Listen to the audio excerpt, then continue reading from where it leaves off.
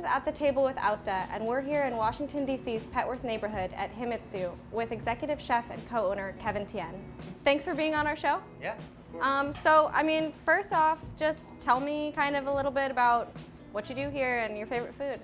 I just like eating in general. My favorite food is actually McDonald's, which I had last night for dinner. No. Yeah, I eat McDonald's probably 3 to 5 times a week.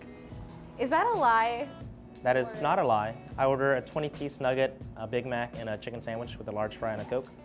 But when I want to change it up, I get a Dr. Pepper. That's pretty awesome.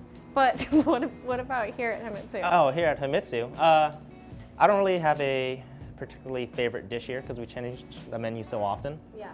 But I am a big fan of all our crudos because I started my job as a sushi chef working with a lot of seafood and raw foods. So it's always something I excel at, and it's where most of my passion lies. What are some of your favorite ingredients to work with?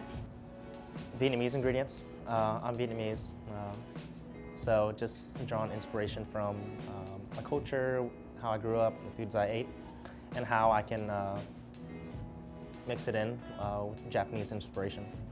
How did you first get into cooking? Like, when was the first time you kind of started working in a kitchen? Was it when you were little? Coming from like an Asian household, the oldest one was always responsible for making food and taking care of the siblings. So that was kind of my role growing up. You know, while what I cooked when I was younger wasn't fancy, it was like grilled cheese, like eggs, rice, like very simple things. But I guess that rolled into a passion of me like working in restaurants, paying for school, and it just kind of stuck with me. You know, I was always big with working with my hands and kind of getting immediate satisfaction from the work I do. Did you ever have just like a moment where it clicked and you were kind of like, this is what I'm going to be doing for the rest of my life, or it just kind of rolled into it? It happened when I was working in an office job as like a business analyst. I didn't go to culinary school. I went to LSU, got my master's in like statistics, and I did the adult thing, you know, the Asian parent thing, right? They want you to get a degree, work the 9 to 5. After a while, you know, the job was amazing and the life balance was amazing, but I wasn't really passionate about it. So I said, hey, you know, I'm young enough to try to open a restaurant and do the food. And, you know, if I don't succeed, it's all right. I have time to bounce back and I can always go back to an amazing job and an amazing company.